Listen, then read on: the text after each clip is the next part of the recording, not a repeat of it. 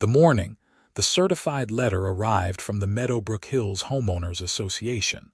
I was elbow-deep in restoring a 1967 Mustang's frame in my garage, sparks flying as my MIG welder hummed its familiar song.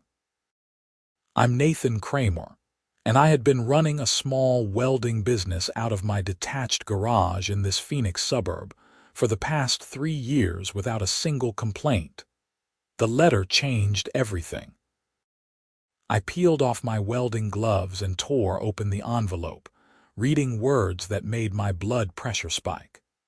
Violation of CC and R Section 14.3, commercial activity in residential zone, and violation of noise ordinances, topped a list of 7 separate infractions. The letter demanded I cease all business operations immediately or face fines starting at $500 per day. It was signed by Patricia Henderson, HOA president, in what I can only describe as the most aggressive cursive I had ever seen. The thing is, I had done my homework before setting up shop. I checked the county regulations, got my business license, and even had my lawyer review the HOA covenants. My operation was completely legal under county zoning laws for home-based businesses. The garage was detached, sitting at the back corner of my 2-acre lot, and I only worked during reasonable hours.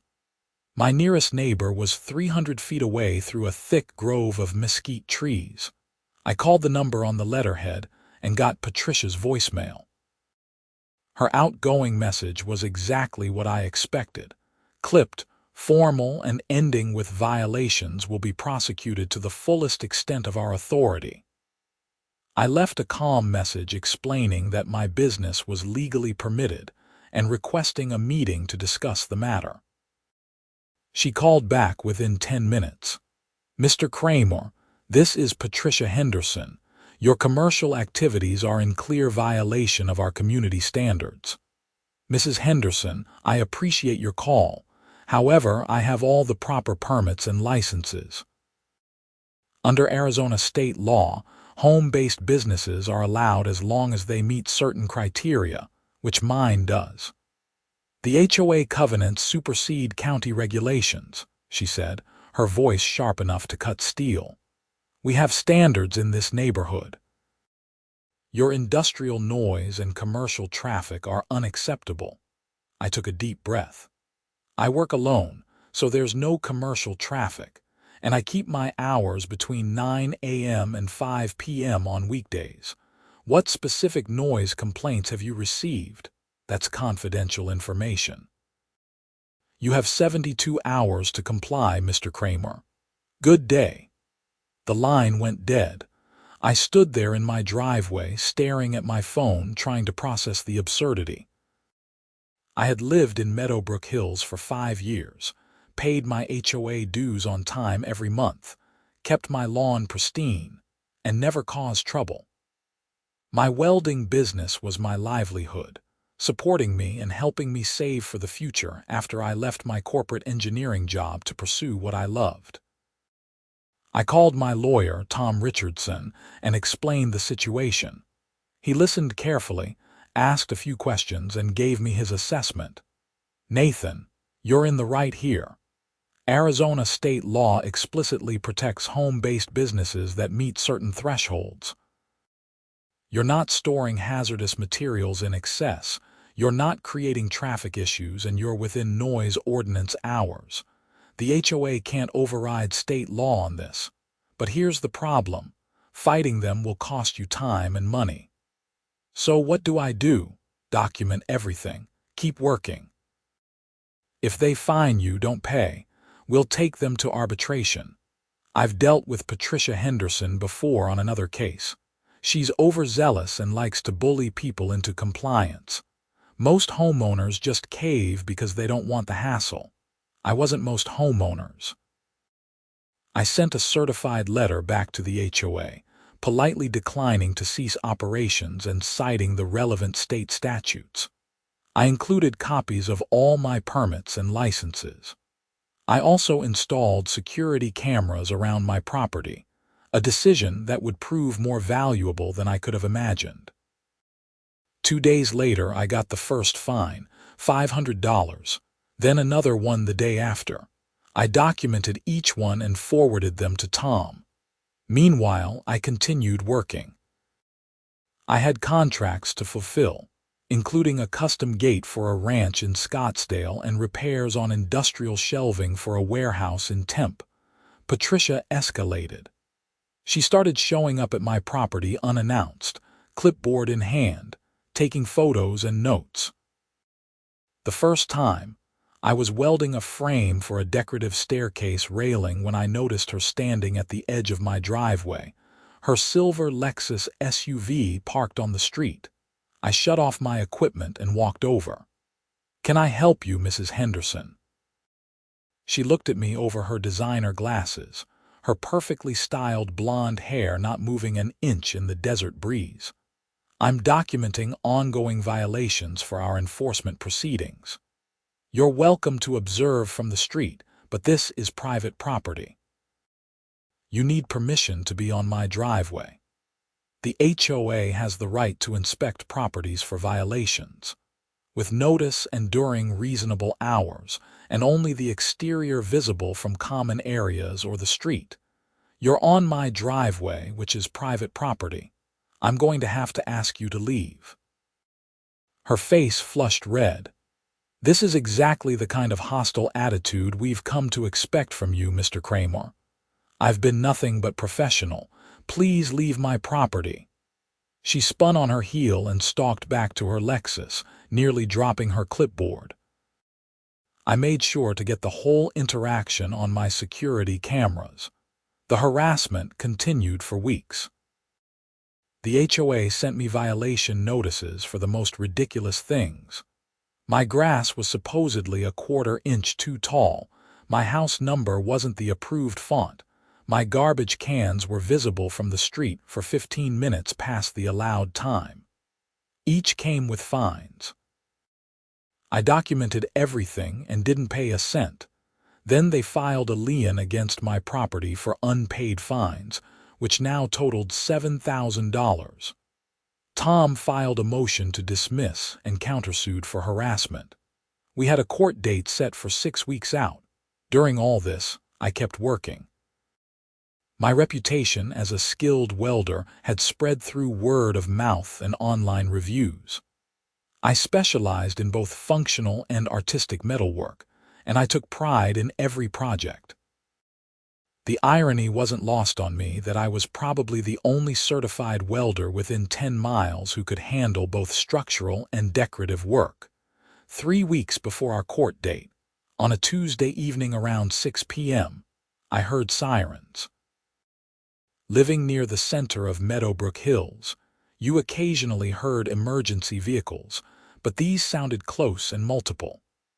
I walked out to my front yard and saw smoke rising from the direction of the community center, about half a mile away. My phone rang.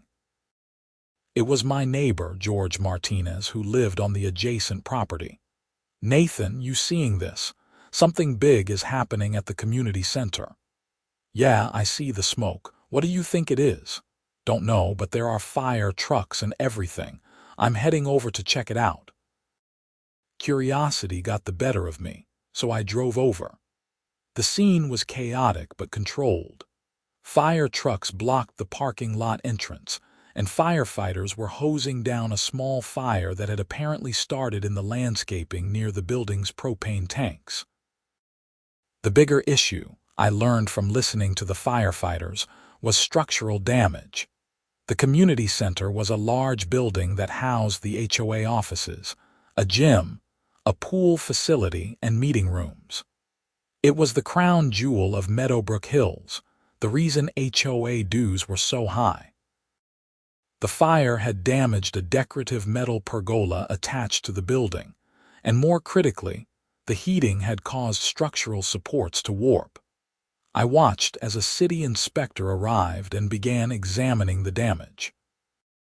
From what I could overhear, the metal support beams for the building's overhang had been compromised. The pergola structure was a safety hazard and needed to be removed immediately, but doing so would destabilize the overhang, which covered the main entrance. Patricia Henderson arrived in her Lexus, practically leaping out of the car. She wore tennis whites and looked like she had been pulled away from a match. "What happened? How bad is it?" The fire chief, a stocky man with a weathered face, explained the situation. "The fire's out, minimal damage there. But you've got a structural problem. Those support beams are warped from the heat. The whole entrance overhang is unstable. We're going to have to red tag this building until it's fixed." "Red tag? We have programming scheduled. We can't just close the facility." "Madam, I don't have a choice. This is a safety issue. No one enters until those supports are repaired or replaced." Patricia's face went through several shades of red. "How long will that take?" "Depends on how fast you can get a qualified welder out here to assess it and do the work. Those beams need to be cut out and replaced. It's not a simple job." I saw the exact moment Patricia realized she might need to eat crow. Her eyes scanned the growing crowd of residents, landing on me for just a second before darting away. She turned back to the fire chief. "We'll get someone out here immediately. I'll call our contractor."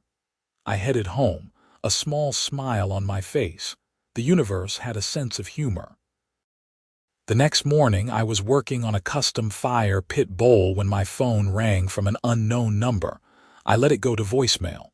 2 minutes later, it rang again. Same number. This happened 4 more times before I finally answered.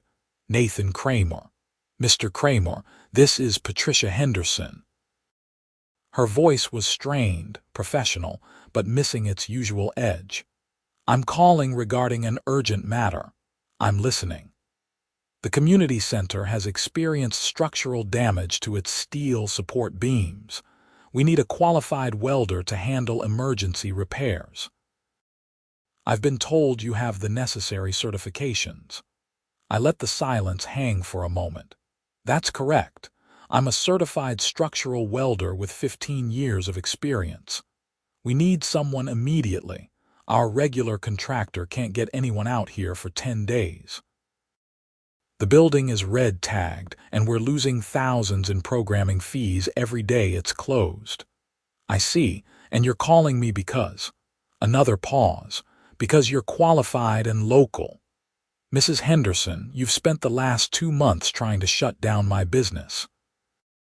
You've filed frivolous violations, trespassed on my property, and put a lien on my house. Why would I help you, Mr. Kramer? This is an emergency situation. We have seniors who depend on our programs, children's activities, community events.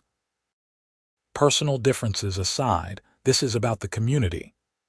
The same community whose standards I supposedly don't meet." Her voice tightened. "What do you want?" "I want you to drop all fines, remove the lien, withdraw your opposition to my business, and issue a formal apology in writing. Then we can discuss my services." "That's extortion." "No, that's business. You need a service, I provide it, but I have conditions. You have other options. Feel free to pursue them." 10 days is unacceptable." "Then I guess you need to decide what's more important, your pride or your community center. I'll be here when you're ready to talk terms." I hung up. My hands were shaking slightly from the adrenaline. I had never been the type to back people into corners, but Patricia had pushed me to my limit. If she wanted to play hardball, I could too. 20 minutes later, Tom Richardson called. "Nathan, did you just turn down an emergency repair job from the HOA? News travels fast. And I didn't turn it down. I gave them my conditions." He laughed. "You beautiful bastard. Patricia just called our office demanding we force you to take the job. I told her that's not how any of this works. She's desperate, Nathan. That building being closed is costing them serious money, and the HOA board is going to crucify her if she can't get it fixed fast." "Good. Just be careful. Don't do anything that could be construed as extortion or coercion. You're allowed to refuse a job, and you're allowed to negotiate terms, but make sure everything is framed as business conditions, not personal revenge. Understood? I went back to work, but I couldn't focus. Part of me felt guilty. The community center really did serve the residents, many of whom were innocent bystanders in Patricia's vendetta. But another part of me knew that if I caved now, Patricia would never stop. She would find another way to come after me. That evening, I got an email from the HOA board secretary, requesting a meeting the next morning at 9 a.m. at a local coffee shop. The email was polite and professional, noting that Patricia would not be in attendance. That was interesting. I arrived at the coffee shop 5 minutes early. 3 people sat at a corner table. Robert Morrison, the board treasurer, a gray-haired man in his 60s. Linda Chen, the board secretary, a sharp-looking woman in her 40s, and David Wu, a board member who I recognized from neighborhood events. "Mr. Kramer, thank you for meeting with us," Robert said, shaking my hand. "Please sit." I ordered a coffee and joined them. Linda got straight to the point. "We understand there's been conflict between you and Patricia regarding your business.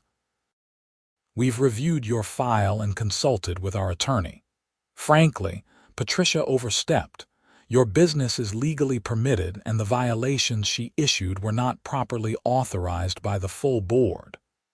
"I appreciate your honesty," I said. David leaned forward. "Here's our situation. The community center needs immediate repairs. You're uniquely qualified and available. We need you, but we also recognize we've treated you poorly. We'd like to make this right." Robert slid a folder across the table. "This is a proposal. We'll drop all fines and violations related to your business. We'll remove the lien. We'll issue a formal acknowledgement that your home-based business is in compliance with all regulations. In exchange, we'd like you to handle the community center repairs at your standard commercial rate, with a 20% premium for the emergency timeline." I opened the folder and reviewed the document. It was exactly what they said, a complete withdrawal of all HOA actions against me, plus a repair contract that was more than fair. The 20% premium would be a nice bonus. "Where's Patricia in all this?" I asked. The 3 board members exchanged glances. Linda spoke. "Patricia has been placed on administrative leave pending a review of her conduct. Several homeowners have come forward with complaints about harassment and overreach. Your case was the most egregious, but not the only one. The board is taking this seriously. What happens to her? That's still being determined," Robert said, "but she won't be involved in any HOA enforcement actions going forward." I considered the offer. It was fair, more than fair. And it would let me get back to running my business without constantly looking over my shoulder. "I'll need this approved by my attorney, but assuming he signs off, we have a deal." The relief on their faces was palpable. "We can have our attorney's coordinate," Linda said.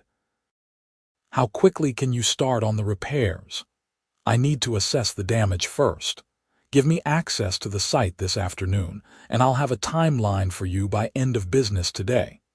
We shook hands, and I left the coffee shop feeling like a weight had been lifted. Tom reviewed the agreement and approved it with minor language changes. By noon, we had a signed contract. I arrived at the community center at 2 p.m. with my gear.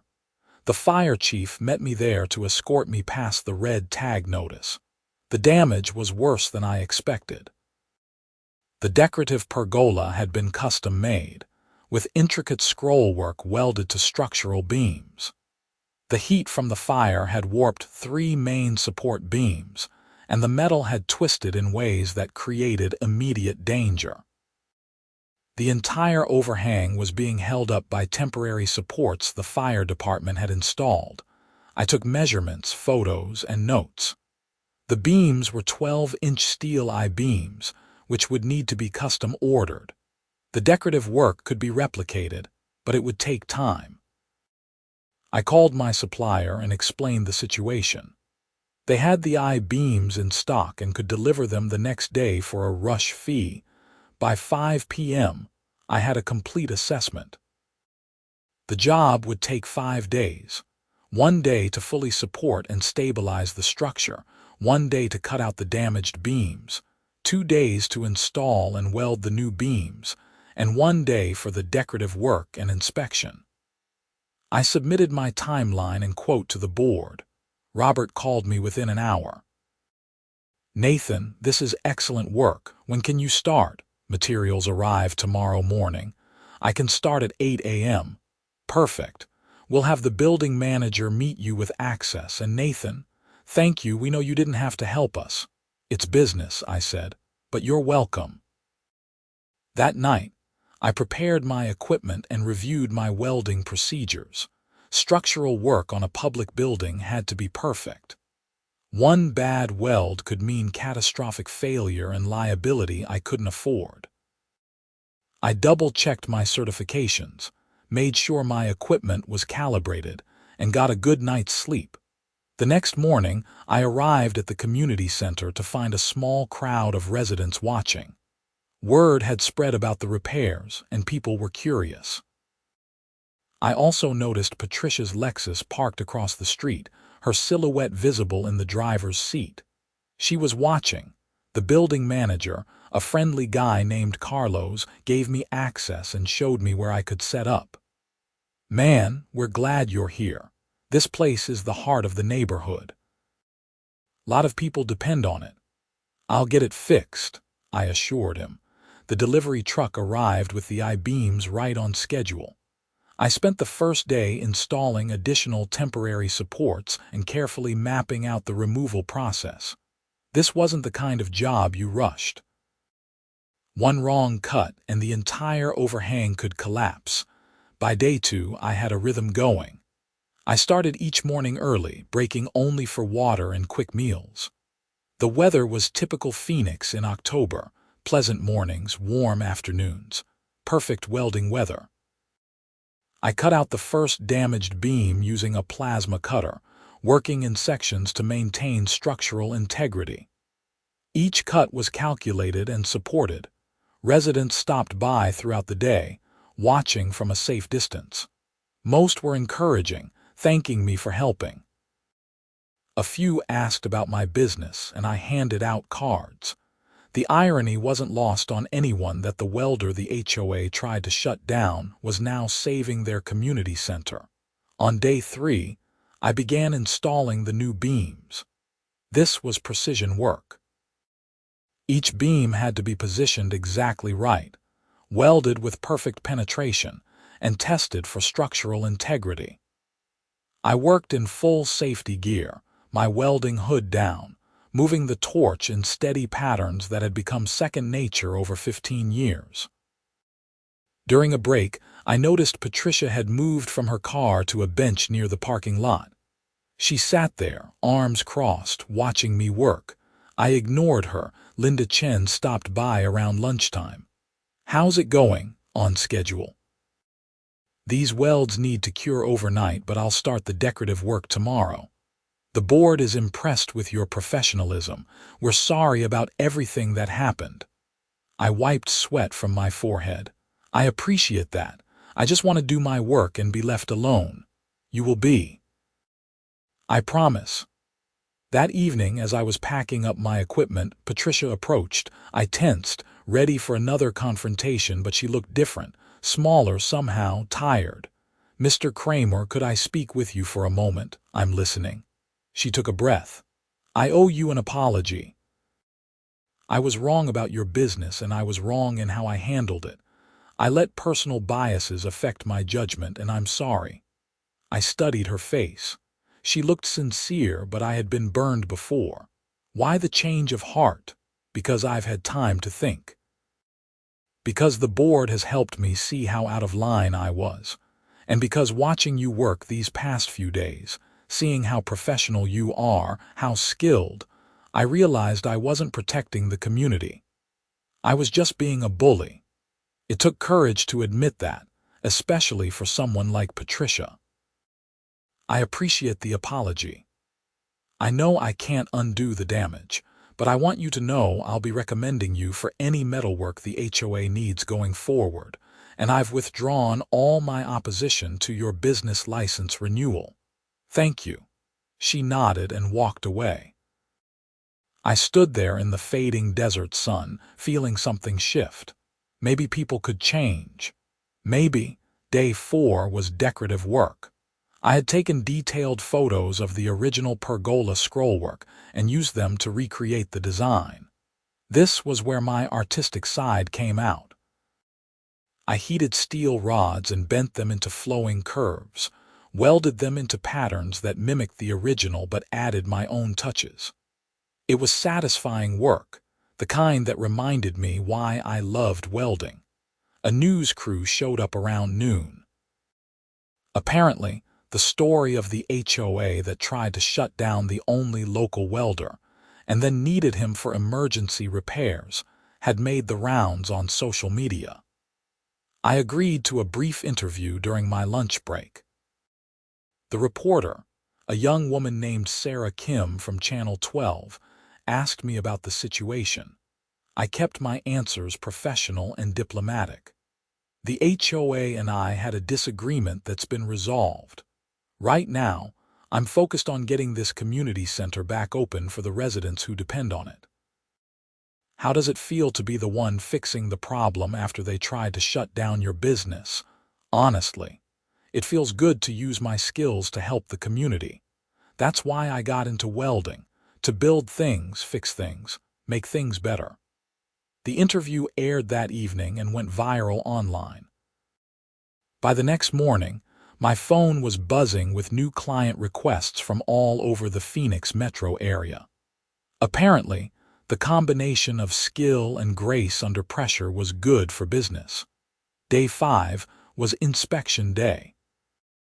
I completed the final welds in the morning, then spent the afternoon grinding and finishing all the joints until they were smooth and professional. The city inspector arrived at 2 p.m., a different guy than before, who introduced himself as Mike Torres. He was thorough, checking every weld with practiced eyes, testing connections, reviewing my documentation. After an hour, he signed off. "This is excellent work, Mr. Kramer. Better than the original installation, honestly. These welds will outlast the building. That's the goal." The fire chief came by to do his own inspection and removed the red tag notice. The community center was officially open again. Carlos, the building manager, started calling people immediately to let them know programming would resume the next day. The HOA board threw a small reopening ceremony that evening. It wasn't mandatory, but I attended out of courtesy. About 50 residents showed up, along with the board members. Robert Morrison gave a speech thanking everyone involved, with special recognition for my work. Nathan Kramer not only solved our emergency with professionalism and skill, but he did so with grace despite how he had been treated. His work represents the best of what our community can be when we come together. "Thank you, Nathan," people applauded. Several residents came up afterward to shake my hand and thank me personally. An older woman named Dorothy Finn, who ran a seniors art program at the center, gave me a hug. "You saved our class. We have 12 seniors who meet here 3 times a week. You gave them back their space." That hit me harder than I expected. This wasn't just about buildings and welds. It was about people and community. Patricia attended the ceremony but kept her distance, speaking quietly with board members. She looked subdued, nothing like the aggressive force who had tried to destroy my business weeks earlier. As the ceremony wound down, I was packing up to leave when David Wu approached me. "Nathan, got a minute?" "Sure. The board has been discussing Patricia's future. We wanted to get your input, given everything that happened." I was surprised. Why would my input matter? Because you were the most affected by her actions. The board is considering removing her as president, possibly from the board entirely. Some members want to pursue legal action for the unauthorized fines and violations. We wanted to know how you felt about it. I thought about it. Patricia had made my life hell for 2 months. She had cost me time, stress, and legal fees. Part of me wanted to see her face consequences. But another part remembered the defeated look in her eyes when she apologized. What does your attorney say? That we have grounds to remove her and possibly recoup some costs, but it would be messy and expensive. Here's what I think. Patricia made mistakes, big ones. But she apologized, and I believe she meant it. If you keep her on the board but remove her from enforcement authority, maybe make her focus on community programming or something positive, you might get better results than burning bridges. People can change if you give them the chance. David smiled. That's generous of you. It's practical. The community doesn't need more drama, you need stability, but that's just my opinion. Do what you think is best. We shook hands and I headed home. The next few days were blissfully quiet. I caught up on my backlog of projects, including finishing that 1967 Mustang frame. My phone kept ringing with new business inquiries. The news coverage and social media attention had been better than any advertising I could have bought. 2 weeks later, I received an official letter from the HOA board. They had restructured leadership. Patricia remained on the board but was reassigned to community outreach and programming. Robert Morrison was the new president. The letter also included a check for $5,000, payment for the repairs plus the emergency premium, and a formal certificate recognizing my contribution to the community. Tom Richardson called to tell me the court case had been dismissed with prejudice, meaning the HOA couldn't refile. You're in the clear, Nathan. Your business is protected, the harassment is over, and you came out looking like a hero. Not bad. Thanks for everything, Tom. Thank you for being a reasonable human being. Most people in your position would have burned the place down, metaphorically speaking. You took the high road and it paid off. Life returned to normal, or rather, a better version of normal. My business thrived. I hired an assistant, a young guy named Marcus who was fresh out of welding school and eager to learn. My garage shop became known throughout the East Phoenix suburbs as the place to go for quality metalwork. I took on a variety of projects: custom gates, decorative railings, furniture, art pieces, structural repairs. Each job was different, challenging in its own way. I loved the diversity, the problem-solving, the satisfaction of creating something with my hands. The relationship with the HOA transformed completely. Instead of adversaries, we became collaborators. The board hired me for several projects over the following months, replacing aging pool fencing, creating custom bike racks for the community center, even designing and building a decorative metal archway at the neighborhood entrance. Patricia and I developed a cordial, professional relationship. She was good at community outreach, organizing events and programs that residents actually enjoyed. She stopped by my shop once to discuss a holiday decoration project she wanted to propose to the board. I was thinking about commissioning a large metal sculpture for the community center courtyard, she said, showing me sketches. Something that represents community, collaboration, growth. Would you be interested in designing something? I looked at her sketches. They were actually pretty good. Yeah, I could work with this. Give me a few days to draw up some concepts. Nathan, I know I've said this before, but I really am sorry for everything. You've been incredibly gracious. We all make mistakes, Patricia. What matters is what we do after. The sculpture project became one of my favorites.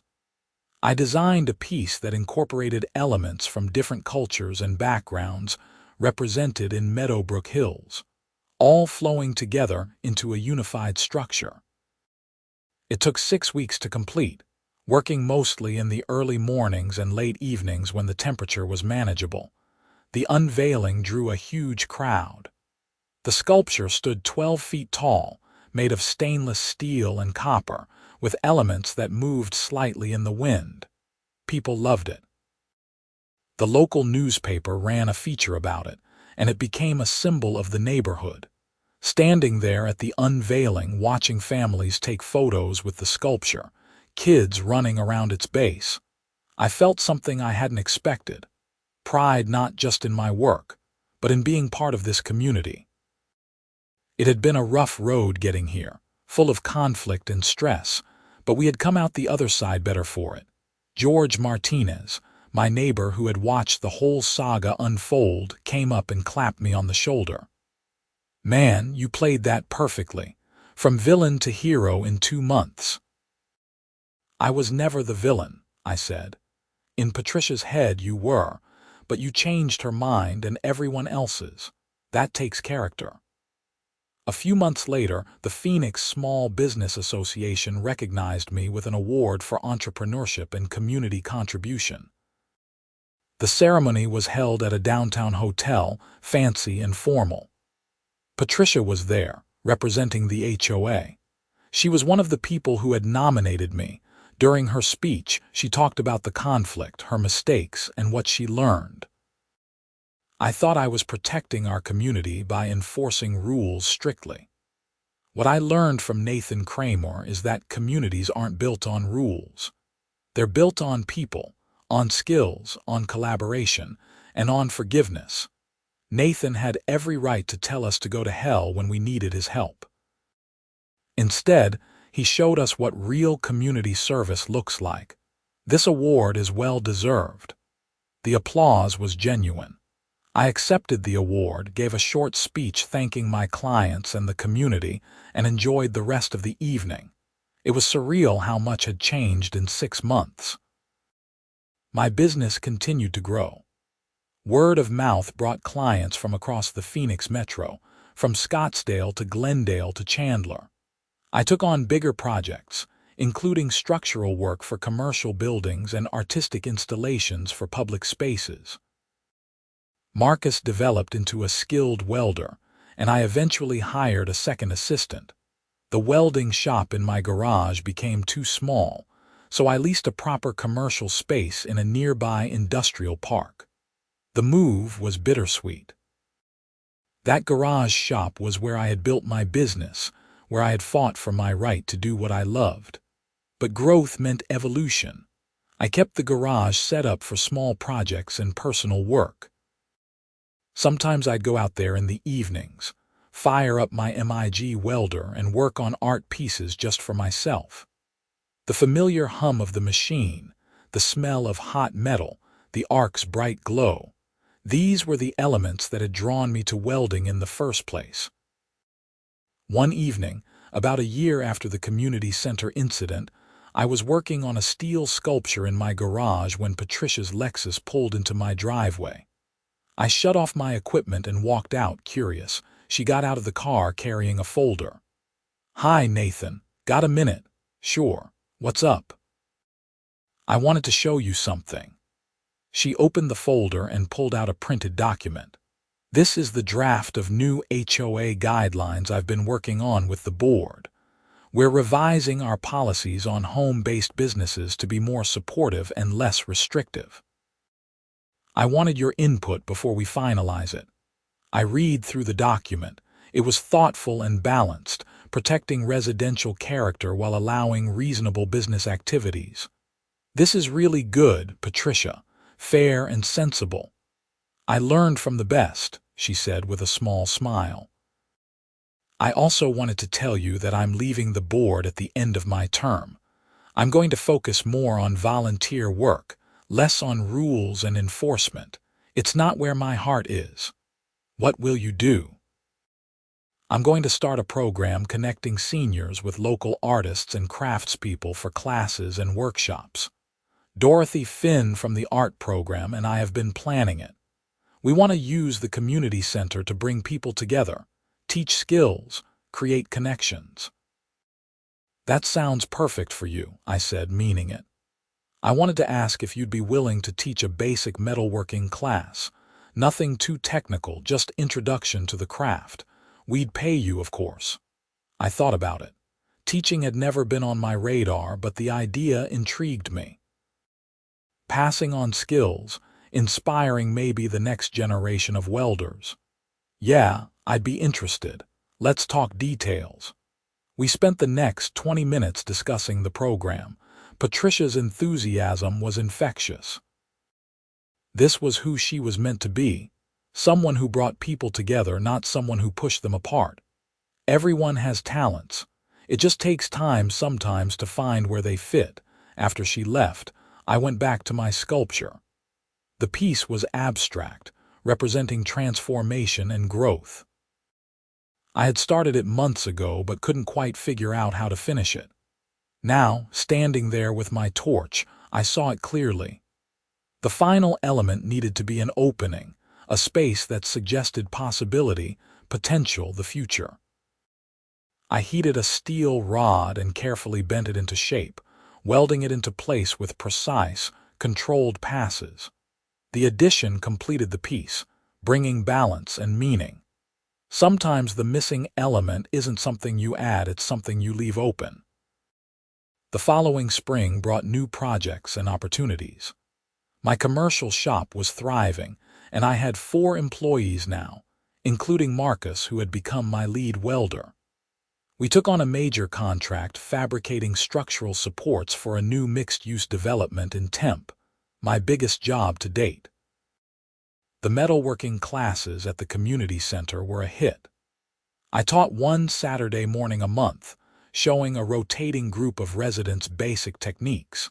Some were seniors looking for new hobbies, others were younger people interested in the craft. Everyone appreciated working with their hands, creating something tangible. Patricia's community program expanded beyond metalworking to include woodworking, ceramics, painting, and more. The community center was busier than ever, filled with the sounds of creation and learning.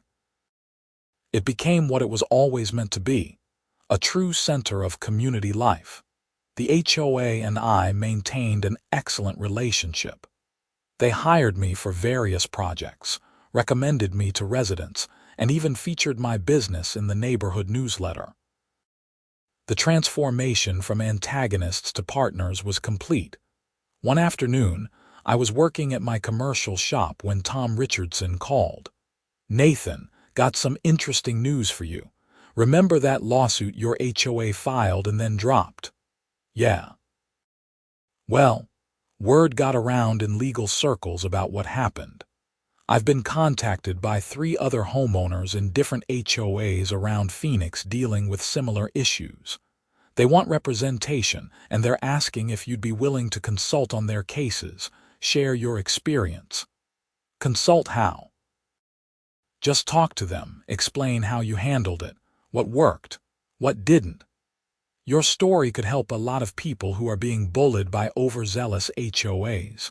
No pressure, but I think you could make a real difference." I thought about the stress and uncertainty I had felt during those 2 months of conflict. If I could help others navigate that, it seemed worth doing. "Yeah, I'm willing to talk to them. No charge, just want to help." Over the next few months, I spoke with several homeowners facing HOA conflicts. Each situation was different, but the patterns were similar. Overly broad interpretation of rules, selective enforcement, personality conflicts escalating into legal battles. I shared my experience, emphasized documentation and legal advice, and encouraged them to seek win-win solutions when possible. Most of those cases resolved without going to court.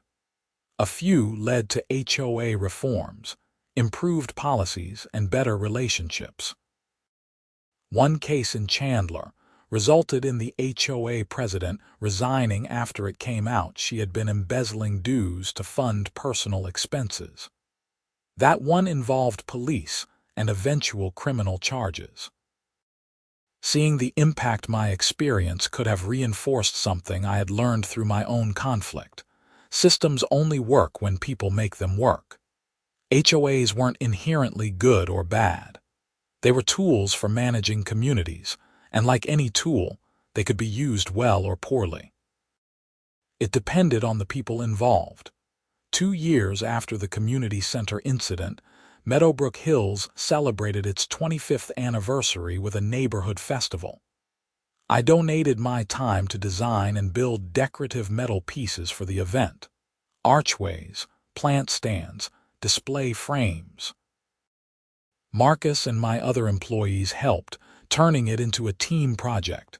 The festival was held on a perfect October Saturday, warm but not hot, with clear blue skies. Families filled the community center grounds, kids running between booths, adults catching up with neighbors. Live music played from a stage near the pool. The smell of food trucks filled the air. I walked through the festival with Dorothy Finn, who had become a good friend. She was 82 now, still sharp and energetic, running her art programs with passion. "You know, Nathan, this neighborhood was on the verge of becoming a miserable place a couple years ago. Patricia was driving everyone crazy with her enforcement crusade. The lawsuit and everything that followed, it changed the trajectory." "I was just trying to protect my business," I said. "You did more than that. You showed people there's a right way to handle conflict, not with anger or revenge but with principle and grace. That's rare." We stopped at the sculpture I had created for the courtyard. Someone had placed flowers around its base. Kids were playing around it, their laughter echoing off the metal surfaces. It was being used, enjoyed, lived with. That's all you could ask for as an artist. Patricia found me later in the afternoon. She was volunteering at the community program booth, signing people up for classes. "Nathan, come look at the fall schedule. We're completely full on most classes. Your metalworking session has a waiting list." I looked at the schedule board. It was impressive. Dozens of offerings, hundreds of participants. "You've built something really special here, Patricia." We built it. This whole community came together after that mess. It took a crisis to wake us up, but once we did, we realized we could be so much more than just a neighborhood with rules. We could be a real community. As the sun set over Meadowbrook Hills, painting the sky in shades of orange and purple, I stood near my truck, watching the festival continue. Families were settling on the lawn for the outdoor movie that would start soon. The metal archways I had built framed the movie screen, catching the last rays of sunlight. My phone buzzed with a text from Marcus. "Boss, just got off the phone with that developer in Mesa. They want us to bid on their new project. Could be huge."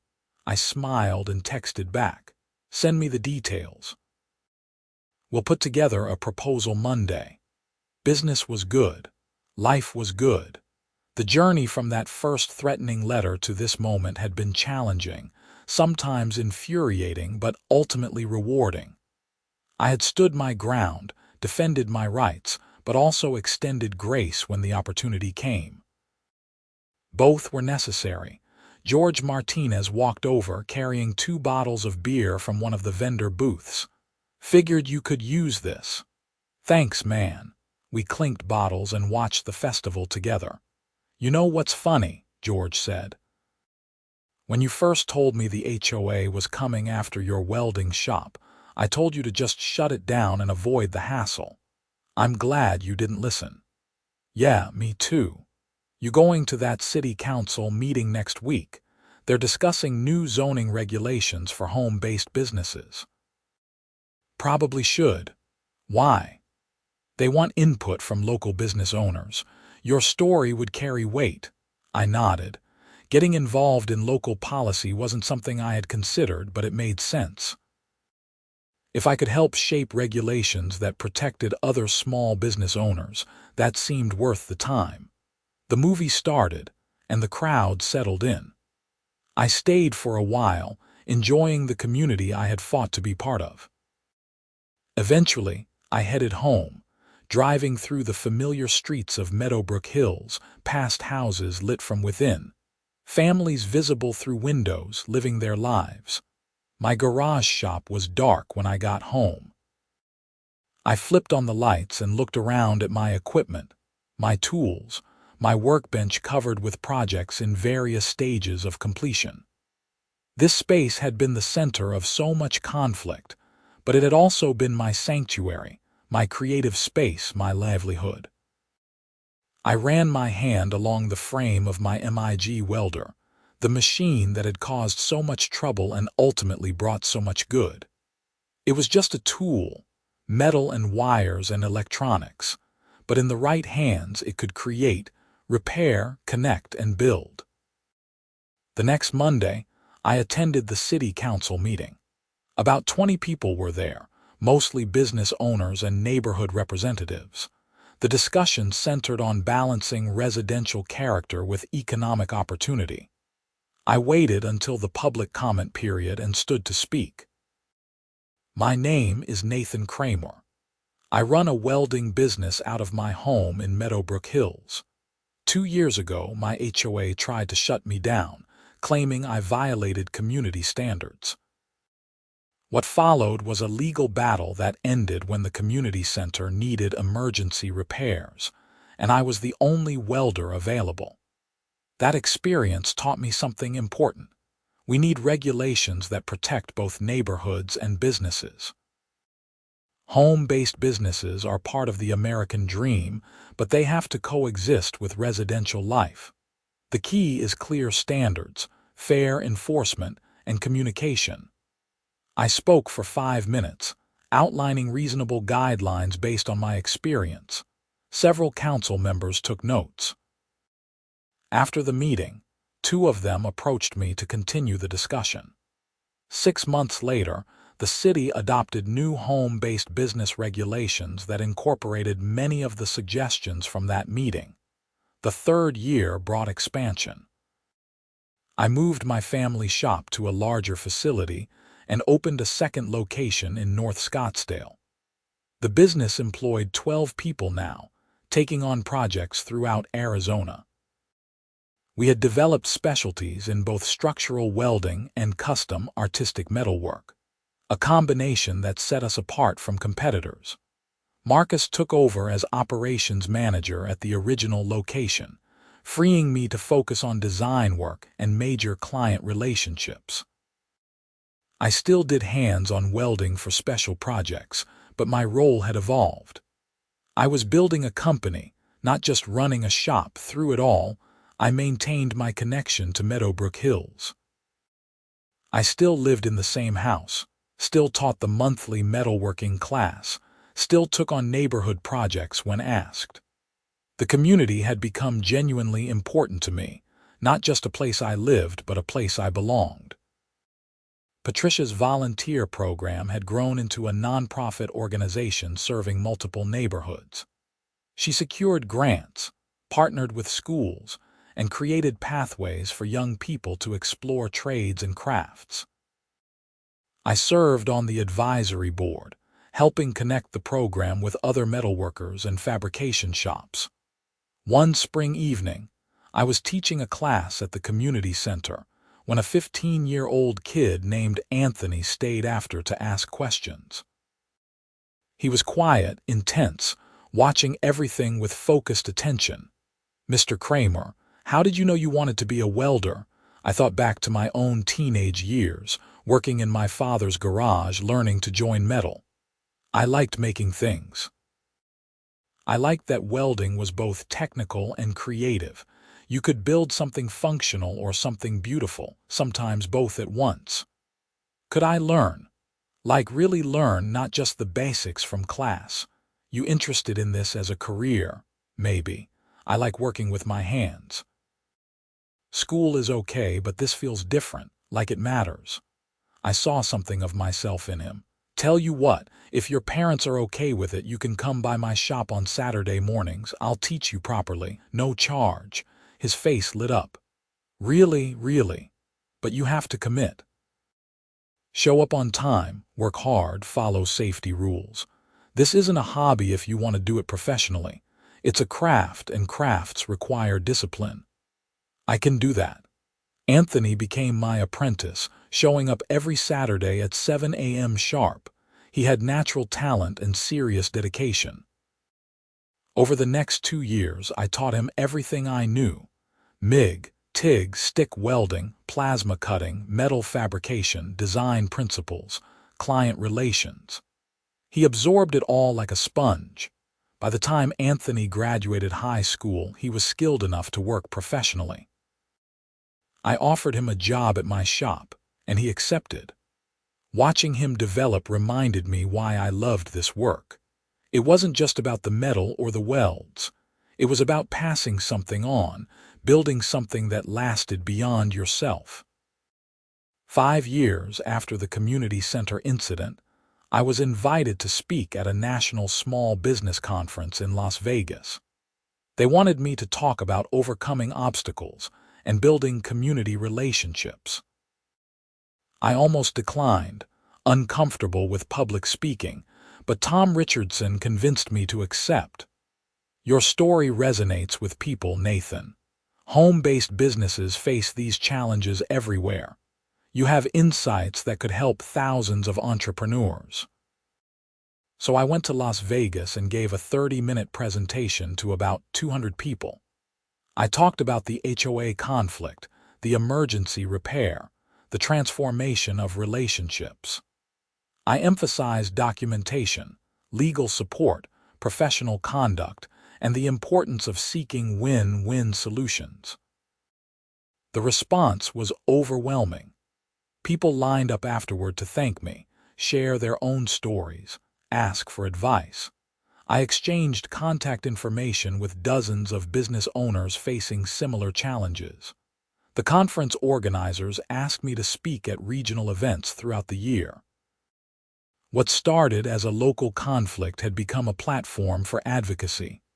I never sought it, but I accepted the responsibility. If my experience could help others navigate HOA conflicts, building department challenges, or community opposition to home businesses, then sharing it seemed like the right thing to do. Back in Meadowbrook Hills, life continued in its pleasant rhythm.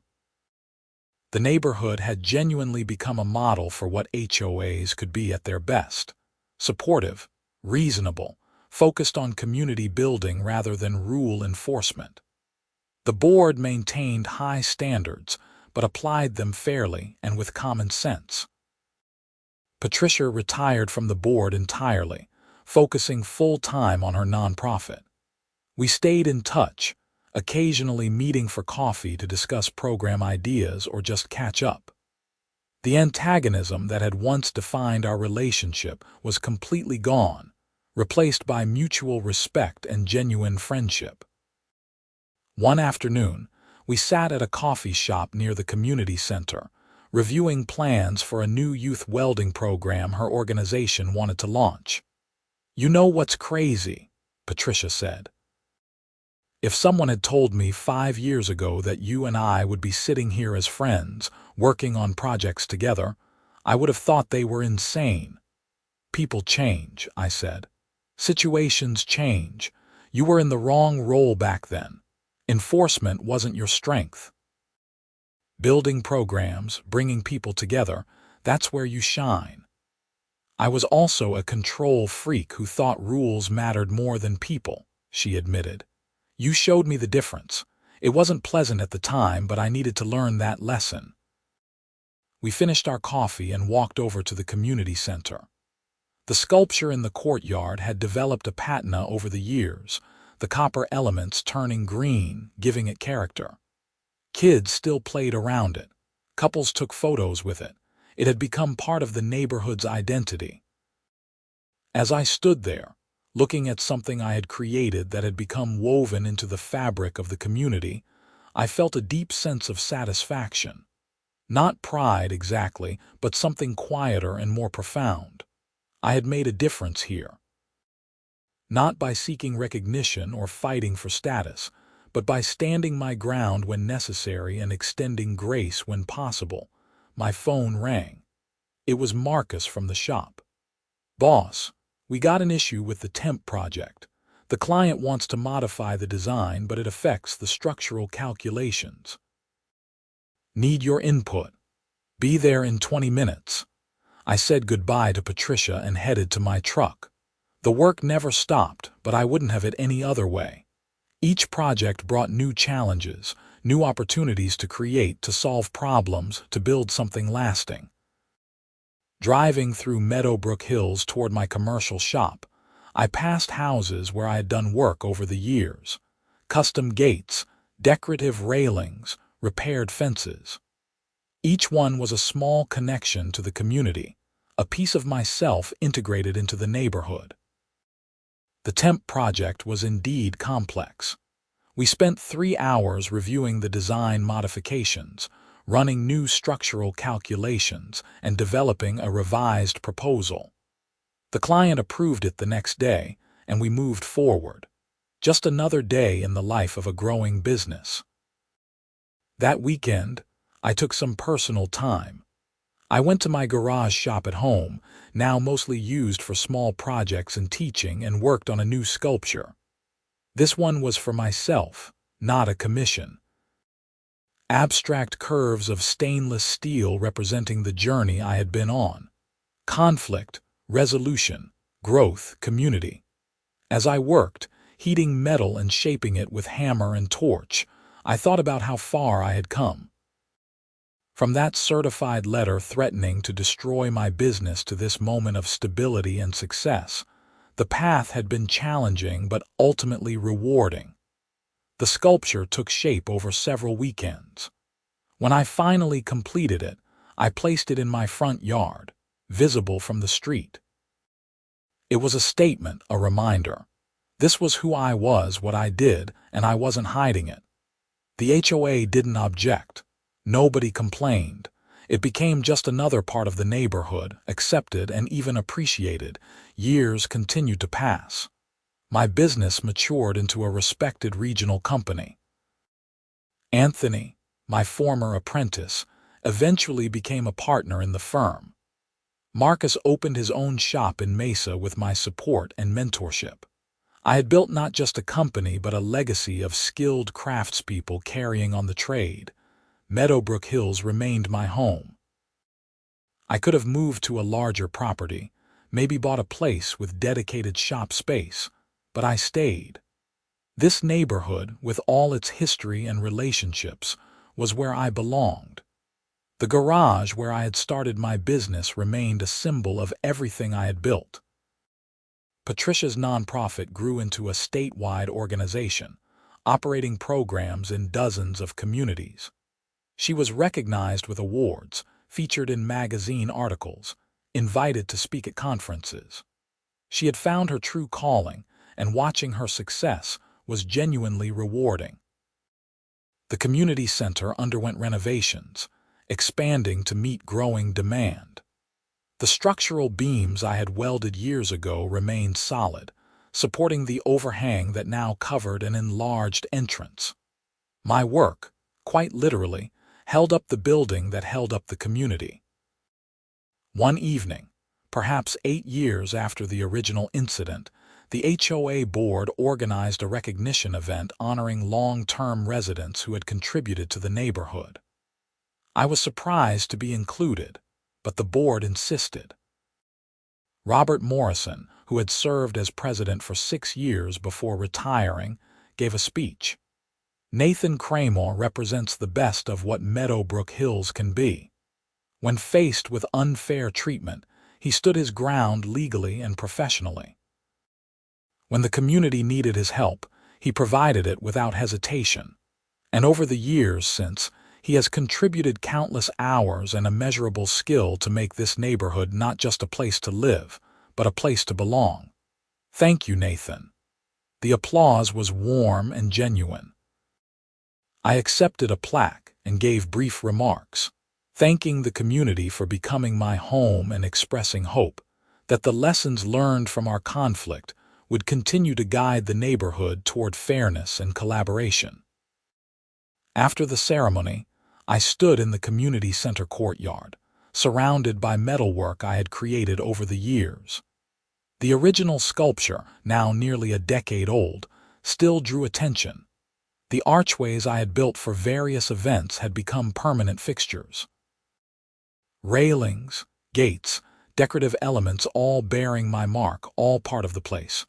Dorothy Finn, now 90 years old but still active in community programs, came up and hugged me. "You saved this place, you know, not just the building but the spirit of it. We were becoming a place of rules and restrictions. You reminded us we were supposed to be a community." "I just wanted to weld in my garage," I said with a smile.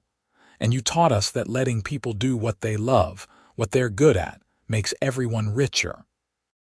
That's a lesson worth remembering. As I drove home that night, I reflected on the journey. What had started as a conflict, a threat to everything I was building, had transformed into something unexpected and profound. I had found not just a place to live but a community to belong to, not just clients but relationships, not just a business but a calling. The garage light was on when I got home. Anthony was there, working on a project. He had his own place now, his own life, but he still came by sometimes to use the space where he had learned the craft. "Working late?" I asked. "Just finishing up a custom piece for a client. Wanted to get it right." He looked up from his work. "Hey, congrats on the recognition tonight." "Well deserved." "Thanks. How's your project coming?"